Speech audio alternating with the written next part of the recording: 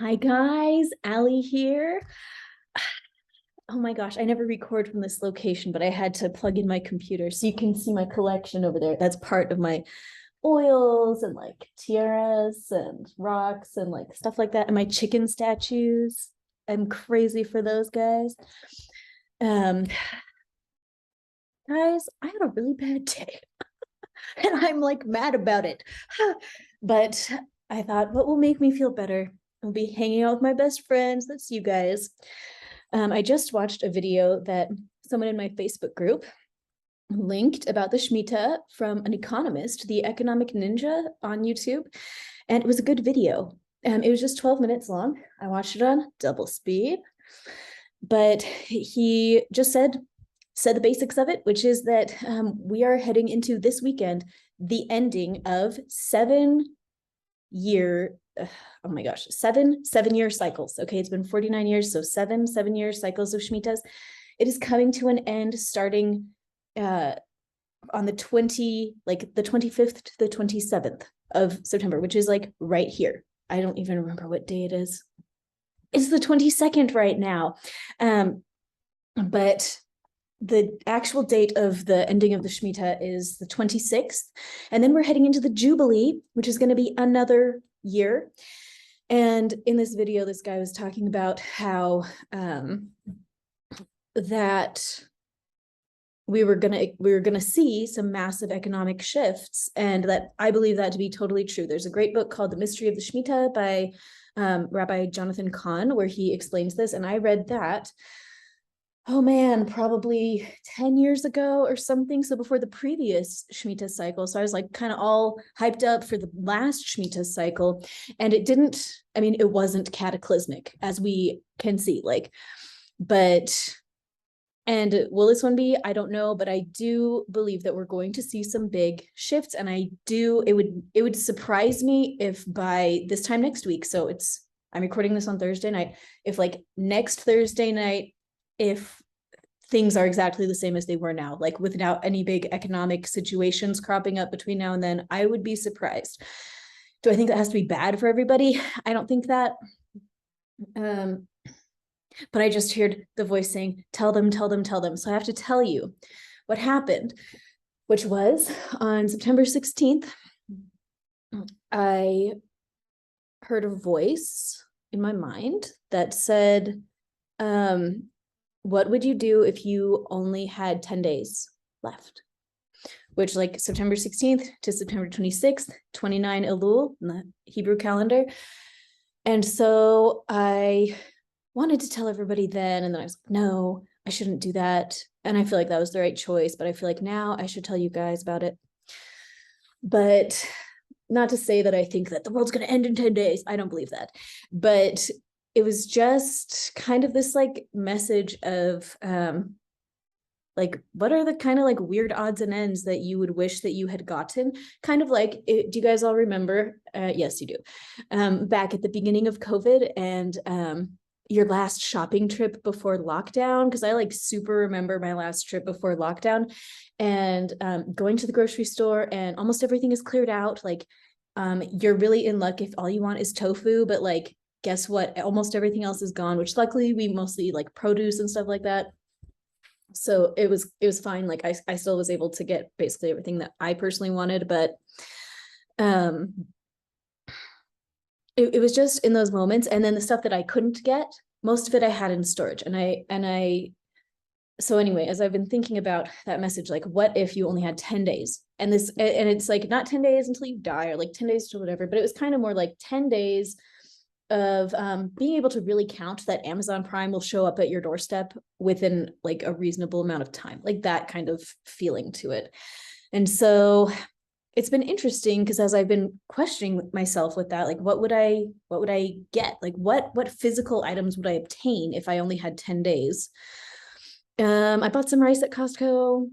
We're in for a rice shortage, of course, because out of California's 550,000 acres of rice farmland, over 300,000 are now a dust bowl and not growing any rice. So that's over half of the American crop is not growing. And then India has been banning the exportation of rice because they're not growing enough to feed their own people, let alone our people. So if you like rice, which I do like rice, might be good to grab some.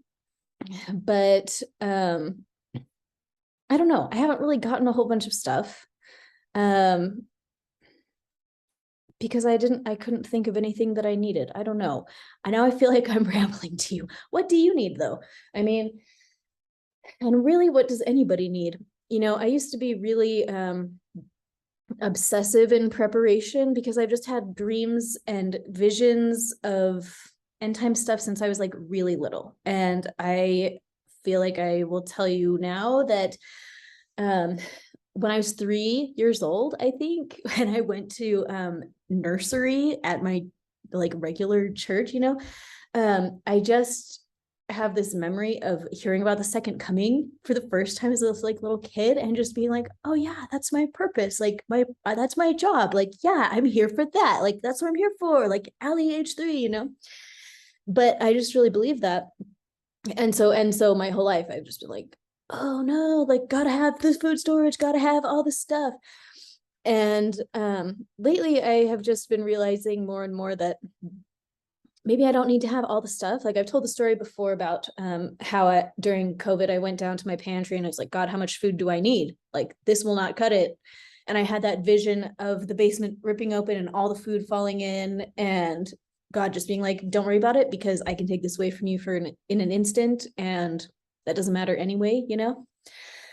And basically this message of can I just trust that God will provide for me? I don't think that trusting that God will provide for you excuses us from like doing the work, you know? And so like, if I had an extra $20 to go buy a bag of rice, like I'll just go back. Like, I don't know. For me, it felt fine to do that. Even though I also trust God to provide for me, I also think it's okay to go spend $20 on an extra bag of rice. But I was thinking about shoes. Shoes is something that stresses me out as far as preps go, especially with my kids and their feet growing so fast. And shoes, I mean, geez, we mostly just buy Walmart shoes. I am embarrassed to admit it, but and those stupid Walmart shoes fall apart so fast, you know? And so I'm always buying more Walmart shoes and then feeling terrible about it. But interestingly, a couple of weeks ago, I felt impressed to sign up my older kids and I for horseback riding lessons. And as part of like, to even get onto the horse, you have to have cowboy boots. So now they all do have a pair of leather cowboy boots, which I think will be a lot sturdier than like their stupid Walmart shoes. But anyways, that doesn't really matter because the real point is that my neighbors have kids that are growing too. And like they pass us hand-me-downs. Like I don't personally have to prepare for the whole world. I can really trust that as we go out and about, people will have exactly the items that we need, no matter what. And so what if we have 10 days? The real preparation that's important is not of our physical stuff, although that is important, but really it's our spiritual stuff. And can we trust that we're always going to be taken care of? Where is your heart's trust on that scale? You know, do you really believe that God will always take care of you? I'm just hearing in my mind the word anger, and I'm like, do I have to tell them about all of my angers today? I've been so angry today. Ugh.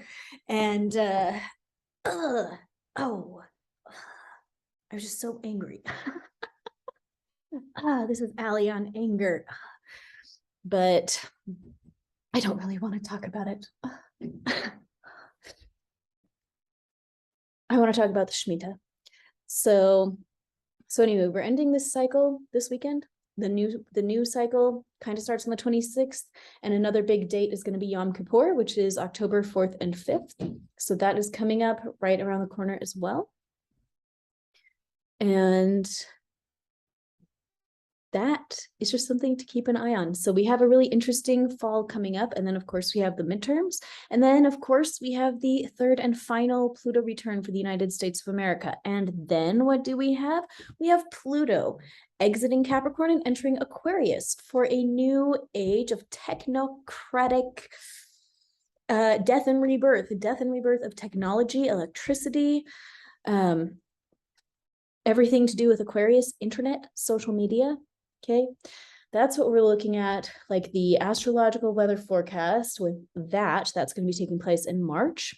And typically when Pluto changes signs, which happens about every 20 years, within about 4 months of that, on either end, there's usually like a big like economic crash, or like a big societal crash or boom, or, you know, shake up. So that puts that anywhere between November and, let's math, guys, March, April, May, June, July. So those are some things to keep an eye on. And okay, I think I feel better now. So thanks for letting me hang out with you with my crazy person hair and my pajamas and no makeup in my kitchen with all this weird stuff behind me. But geez, I just like you guys so much. Thanks for always cheering me up. I hope that you have a good day. Good night, guys.